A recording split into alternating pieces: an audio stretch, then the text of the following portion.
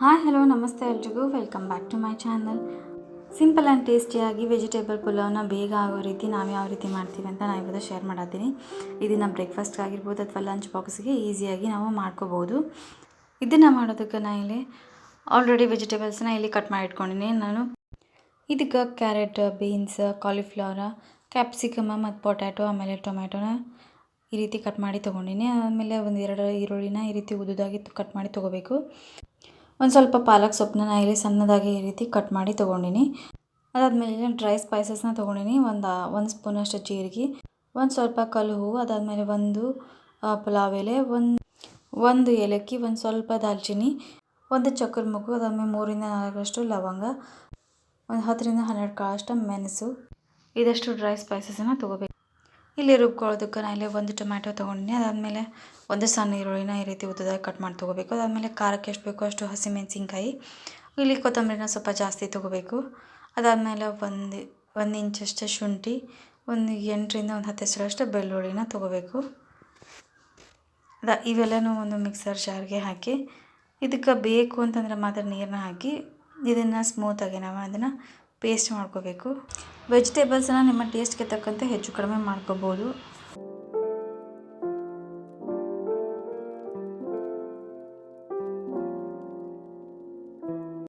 ಇವಾಗ ಇದನ್ನು ಈ ರೀತಿ ಸ್ಮೂತಾಗಿ ಪೇಸ್ಟ್ ಮಾಡ್ಕೊಂಡ್ಮೇಲೆ ಇವಾಗ ಇದನ್ನು ಸೈಡಿಗೆ ತೆಗೆದಿಟ್ಟು ಇವಾಗ ಒಂದು ಕುಕ್ಕರ್ಗೆ ಒಂದು 5ರಿಂದ 6 ಸ್ಪೂನಷ್ಟು ನಾವಿಲ್ಲಿ ಆಯಿಲ್ನ ಹಾಕಿ, ಆಯಿಲ್ನ ಬಿಸಿ ಆದ ನಂತರ ಇಟ್ಕೊಂಡಿರೋವಂಥ ಡ್ರೈ ಸ್ಪೈಸಸ್ನ ಹಾಕಿ ಒಂದು ಸ್ವಲ್ಪ ಇದು ಸಿಡಿದ ಮ್ಯಾಗ ಇವಾಗ ಇದಕ್ಕೆ ನಾವು ಕಟ್ ಮಾಡ್ಕೊಂಡಿರೋವಂಥ ಈರುಳ್ಳಿನ ಹಾಕಿ ಈರುಳ್ಳಿನ ಸ್ವಲ್ಪ ಹೊತ್ತು ಫ್ರೈ ಮಾಡ್ಕೋಬೇಕು. ಈರುಳ್ಳಿನ ಜಾಸ್ತಿ ಏನು ಕೆಂಪಗಾಗೋ ತನಕ ಫ್ರೈ ಮಾಡ್ಕೊಳ್ಳೋದಕ್ಕೆ ಹೋಗಬಾರ್ದು.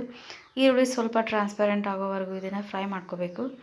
ಈ ರೀತಿ ಈರುಳ್ಳಿ ಸ್ವಲ್ಪ ಟ್ರಾನ್ಸ್ಪರೆಂಟ್ ಆಗಿ ಆದಮೇಲೆ ಇದಕ್ಕೆ ಕಟ್ ಮಾಡಿ ಇಟ್ಕೊಂಡಿರೋವಂಥ ಪಾಲಕ್ ಸೊಪ್ಪನ್ನ ಹಾಕಿ ಇದನ್ನು ಚೆನ್ನಾಗಿ ಫ್ರೈ ಮಾಡ್ಕೋಬೇಕು. ಈ ರೀತಿ ಪಾಲಕ್ ಸೊಪ್ಪು ಆಮೇಲೆ ಈರುಳ್ಳಿ ಹಸಿ ವಾಸನೆ ಹೋಗೋವರೆಗೂ ಚೆನ್ನಾಗಿ ಫ್ರೈ ಮಾಡ್ಕೋಬೇಕು.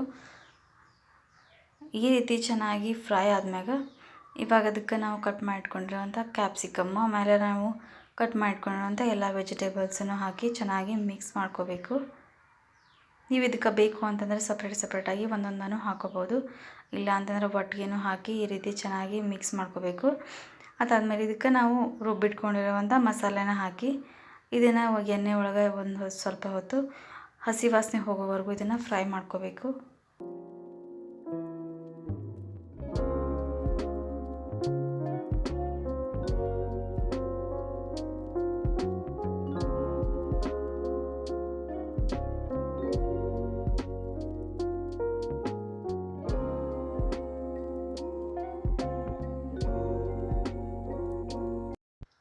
ಈ ರೀತಿ ಚೆನ್ನಾಗಿ ಮಿಕ್ಸ್ ಮಾಡಿದ್ಮೇಲೆ ಇವಾಗ ಇದಕ್ಕೆ ಒಂದು ಸ್ವಲ್ಪ ಅರಿಶಿನ ಪುಡಿ, ಅದಾದಮೇಲೆ 1.5 ಸ್ಪೂನಷ್ಟು ಮೇಲೆ ಗರಂ ಮಸಾಲಾನ ಸೇರಿಸ್ಕೊಳತ್ತೀನಿ. ಇದಕ್ಕೆ ಬೇಕು ಅಂದರೆ ಕೆಂಪು ಖಾರನೂ ಕೂಡ ನೀವು ಹಾಕೋಬೋದು. ಖಾರಕ್ಕೆ ಜಾಸ್ತಿ ಬೇಕು ಅನ್ನೋರು ಇದಕ್ಕೆ ರುಚಿಗೆ ಎಷ್ಟು ಬೇಕೋ ಅಷ್ಟು ಉಪ್ಪನ್ನ ಹಾಕಿ ಈ ರೀತಿ ಚೆನ್ನಾಗಿ ಒಂದ್ಸತಿ ಮಿಕ್ಸ್ ಮಾಡ್ಕೊಂಡ್ಬಿಡಬೇಕು.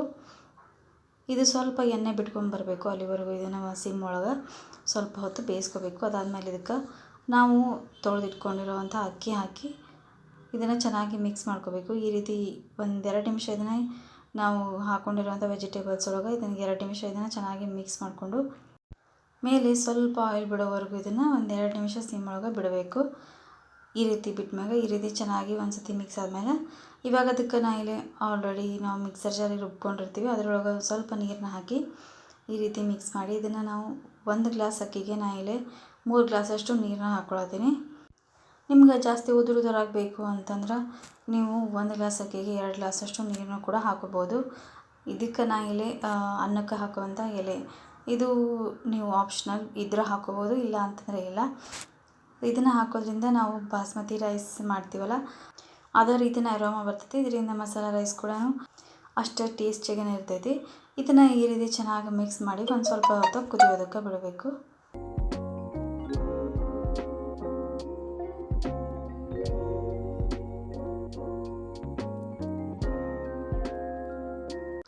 ಈ ರೀತಿ ಚೆನ್ನಾಗಿ ಕುದಿ ಬಂದಮೇಲೆ ಲಿಡ್ನ ಕ್ಲೋಸ್ ಮಾಡಿ ಇದಕ್ಕೆ 1-2 ವಿಜಲ್ಸ್ ಹಾಕಿಸ್ಕೊಂಡ್ರೆ ಆಯಿತು.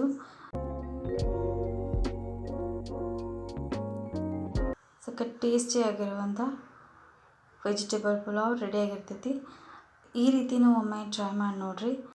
ಇದು ಲಂಚ್ ಬಾಕ್ಸ್ ಆಗಿರ್ಬೋದು ಅಥವಾ ಬ್ರೇಕ್ಫಾಸ್ಟ್ಗಾಗಿರ್ಬೋದು, ಡಿನ್ನರ್ಗಾಗಿರ್ಬೋದು, ಲಂಚ್ಗಾಗಿರ್ಬೋದು ಸೂಪರ್ ಆಗಿರ್ತೈತಿ. ಇದು ಕೋಸಂಬರಿ ಜೊತೆ ಆಗಿರ್ಬೋದು ಸೂಪರ್ ಟೇಸ್ಟಿಯಾಗಿರ್ತೈತಿ.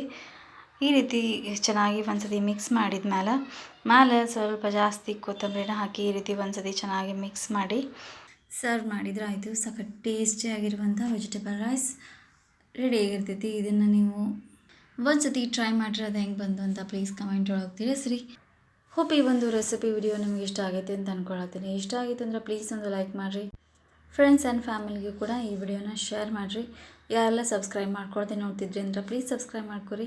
ಪಕ್ಕದಲ್ಲಿರುವಂಥ ಬೆಲ್ ಐಕನನ್ನು ಕ್ಲಿಕ್ ಮಾಡಿರಿ. ಇದರಿಂದ ನಾ ಮಾಡೋ ಪ್ರತಿಯೊಂದು ವಿಡಿಯೋದ ನೋಟಿಫಿಕೇಷನ್ನ ಫಸ್ಟ್ ನಿಮ್ಗೆ ಬರ್ತೈತಿ. ಪ್ಲೀಸ್ ಸಬ್ಸ್ಕ್ರೈಬ್ ಮಾಡ್ಕೊರಿ. Thanks for watching and keep watching.